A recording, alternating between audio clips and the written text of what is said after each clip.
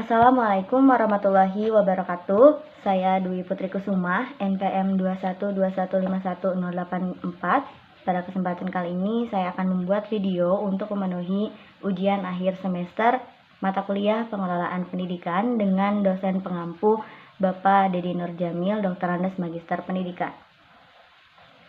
Yang akan saya bahas pada video kali ini yang pertama yaitu mengenai perbedaan antara konsep pengelolaan peserta didik dan konsep pengelolaan tenaga pendidik, serta bagaimana peran guru dalam pengelolaan peserta didik di sekolah.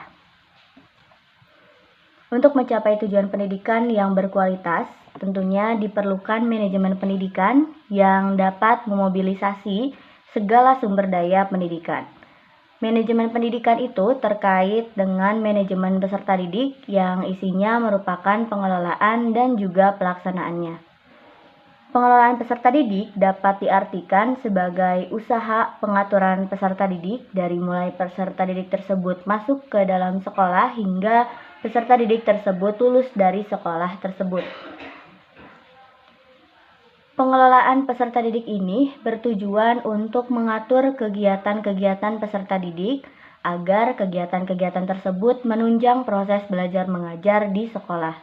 Lebih lanjut lagi, proses belajar mengajar di sekolah dapat berjalan secara lancar, tertib, dan teratur untuk akhirnya dapat memberikan kontribusi bagi pencapaian tujuan sekolah dan tujuan pendidikan secara keseluruhan. Pengelolaan peserta didik memiliki fungsi sebagai wahana bagi peserta didik untuk mengembangkan diri seoptimal mungkin. Nah, dalam sistem pendidikan nasional, organisasi yang bergerak dalam sistem yang memiliki sumber daya manusia perlu dikelola secara tepat. Mereka adalah tenaga kependidikan yang memiliki peran sangat penting dalam mewujudkan tujuan organisasi pendidikan. Pengelolaan tenaga kependidikan merupakan langkah yang penting dalam mewujudkan sistem pendidikan yang efektif dan efisien. Tenaga-tenaga yang handal dalam dunia pendidikan hanya akan diperoleh jika sistem pendidikan telah memiliki mekanisme yang ideal untuk hal perekrutan, seleksi, penempatan, pembinaan, evaluasi, dan juga pemberhentian yang tepat. Dengan kata lain, sistem pendidikan nasional perlu pengelolaan tenaga kependidikan yang searah dengan pencapaian tujuan pendidikan nasional. Pengelolaan tenaga kependidikan merupakan upaya mengelola tenaga pendidik yang berorientasi pada pembangunan pendidikan. Pengelolaan tenaga kependidikan berupa rangkaian aktivitas yang diberikan seperti perencanaan, perekrutan, penempatan, pembinaan, evaluasi, dan pemerhatian dalam suatu sistem kerjasama.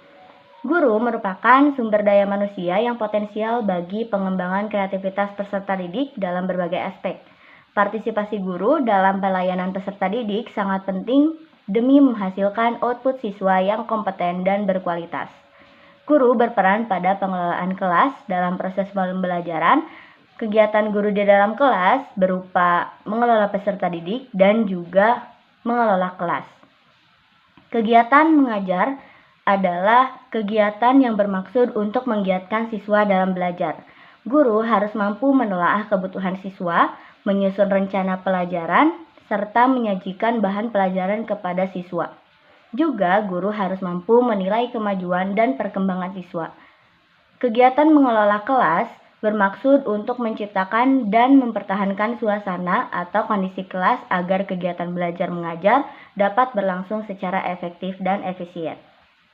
Selanjutnya, saya akan membahas mengenai mengapa kurikulum perlu diadministrasikan dan seberapa pentingkah kurikulum di sekolah. Kurikulum merupakan seperangkat atau suatu program pengaturan mengenai pembelajaran yang berisikan berbagai bahan ajar dan pengalaman belajar yang diprogramkan, direncanakan, dirancang, dan dijadikan pedoman dan acuan dalam proses pembelajaran untuk mencapai tujuan pendidikan. Kurikulum merupakan salah satu komponen yang penting dalam penyelenggaraan pendidikan untuk mencapai tujuan pendidikan, karena kurikulum merupakan alat untuk mencapai tujuan dari pendidikan tersebut. Kualitas pendidikan salah satunya dapat diupayakan melalui pengembangan kurikulum. Kurikulum dan pendidikan merupakan suatu hubungan yang tidak dapat dipisahkan. Seperti yang kita ketahui bahwa kurikulum berperan sebagai pedoman dalam penyelenggaraan pendidikan. Jika tidak ada kurikulum, maka pendidikan tidak dapat terlaksana serta tujuan pendidikan pun tidak akan terwujud. Administrasi kurikulum mencakup perencanaan, pelaksanaan, pengawasan, serta evaluasi kurikulum. Fungsi dari administrasi kurikulum diantaranya adalah untuk meningkatkan efisiensi pemanfaatan sumber daya kurikulum, meningkatkan keadilan dan kesempatan siswa untuk mencapai hasil yang maksimal, meningkatkan relevansi dan efektivitas pembelajaran sesuai kebutuhan peserta didik, meningkatkan efektivitas kinerja guru maupun aktivitas siswa dalam mencapai tujuan pembelajaran, meningkatkan efektivitas dan efisiensi proses belajar mengajar, juga meningkatkan partisipasi masyarakat untuk membantu pengembangan kurikulum. Karena fungsi-fungsi itulah, kurikulum perlu diadministrasikan dengan baik. Selanjutnya, mengenai mengapa dalam pengadaan sarana dan prasarana pendidikan di sekolah harus disesuaikan dengan peserta didik, serta jelaskan pula cara dan prosedur menggali sumber-sumber dana untuk penyelenggaraan pembelajaran di sekolah. Salah satu aspek yang seyogianya harus mendapatkan perhatian utama dari setiap administrator pendidikan adalah mengenai sarana dan prasarana. Sarana merupakan seluruh fasilitas yang digunakan secara langsung dalam proses pembelajaran, sedangkan prasarana adalah seluruh fasilitas yang secara tidak langsung digunakan pada proses pembelajaran untuk mencapai suatu tujuan, yaitu tujuan pendidikan. Tidak dapat dipungkiri bahwa kualitas pendidikan salah satunya didukung dengan sarana dan prasarana yang menjadi standar sekolah. Sarana dan prasarana di sekolah sangat mempengaruhi kemampuan siswa dalam belajar. Siswa yang bersekolah di suatu sekolah yang sudah mempunyai fasilitas komputer misalnya, berarti siswa tersebut memiliki kesempatan untuk belajar dan menggunakan komputer. Siswa tersebut akan lebih memiliki kemampuan mengenai penggunaan komputer dibandingkan dengan siswa yang tidak memiliki kesempatan tersebut. Sarana dan prasarana di sekolah dapat digunakan untuk menunjang proses mengajar atau penyampaian materi dari guru kepada siswa, dan sarana prasarana pula dapat digunakan untuk membantu siswa dalam proses belajar dan memahami materi yang disampaikan. Sarana dan prasarana harus disesuaikan dengan perkembangan, kebutuhan, dan kemampuan peserta didik, agar peserta didik dapat berkembang secara optimal pada proses pembelajarannya. Sumber dana yang digunakan untuk menunjang pembelajaran di sekolah diantaranya adalah dari dana pemerintah yang dialokasikan kepada semua sekolah setiap tahun ajaran. Selanjutnya adalah dana dari orang tua siswa dan masyarakat yang besarannya dapat ditentukan pada rapat komite sekolah. Selain itu, dana juga dapat didapatkan dari alumni berupa buku ataupun alat perlengkapan belajar. Dan dana dari siswa juga dapat dialokasikan misalnya untuk kegiatan ekstrakurikuler, kursus, dan lain-lainnya. Selanjutnya, mengenai konsep kepemimpinan pendidikan efektif akan berpengaruh pada model dan karakteristik sekolah yang efektif. Kepemimpinan adalah proses mempengaruhi kelompok agar dapat berjalan menuju tujuan yang telah disepakati bersama. Pemimpin sebagai motor penggerak semua sumber daya yang ada dalam kelompok. Sekolah efektif adalah sekolah yang mampu mengelola, mengorganisasikan, dan memanfaatkan seluruh sumber daya dengan optimal agar tujuan yang dirumuskan dapat tercapai. Karakteristik dari sekolah efektif diantaranya adanya standar disiplin yang berlaku bagi seluruh sivitas akademika yang ada di sekolah, memiliki suatu keteraturan dalam rutinitas kegiatan di kelas, memiliki standar prestasi yang tinggi, dan lain-lain.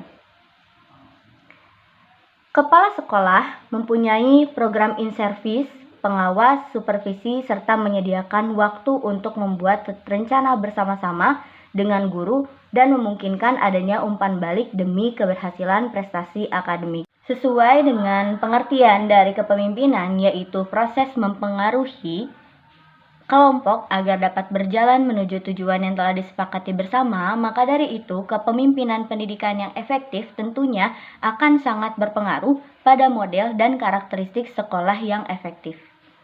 Selanjutnya, saya akan membahas mengenai konsep dasar budaya organisasi di sekolah serta contohnya. Budaya organisasi adalah pola dasar, asumsi, dan kesepakatan bersama tentang nilai atau value yang dianut bersama dalam kehidupan organisasi dan mengikat semua orang dalam organisasi yang bersangkutan. Dalam budaya organisasi ditandai dengan adanya sharing atau berbagi nilai dan keyakinan yang sama dengan seluruh anggota organisasi. Budaya organisasi dikembangkan dalam organisasi dan dijadikan pedoman tingkah laku bagi anggota-anggotanya untuk menjalankan seluruh kegiatan yang ada pada organisasi tersebut. Budaya organisasi sangat diperlukan oleh suatu sekolah karena budaya organisasi ini merupakan sarana dalam proses pembentukan karakteristik khas sekolah yang dapat diidentifikasikan melalui nilai-nilai yang dianutnya, kebiasaan-kebiasaan yang ditunjukkan, dan tentunya juga dari penerapan budaya sekolah.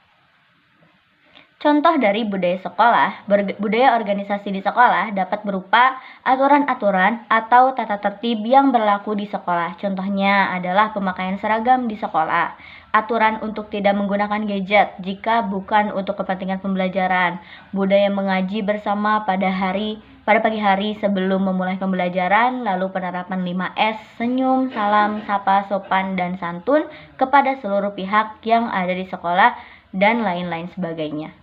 Selanjutnya, mengenai TQM atau Total Quality Management dan bagaimana implementasi TQM pada pendidikan.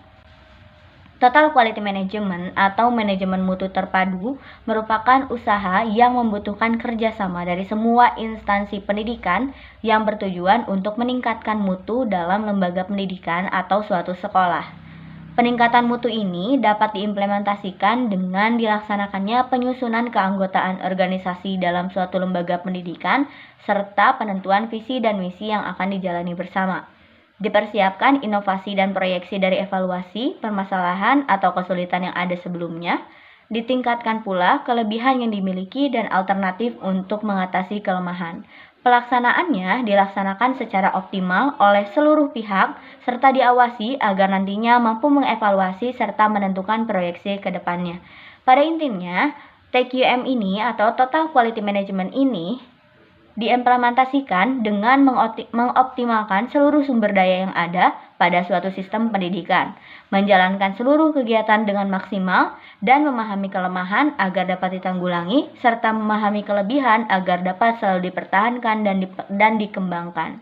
Dengan kerjasama yang baik dari seluruh pihak, maka mutu baik yang diharapkan akan terwujud. Sekian dari saya. Terima kasih atas perhatiannya. Mohon maaf apabila ada kesalahan. Wassalamualaikum warahmatullahi wabarakatuh.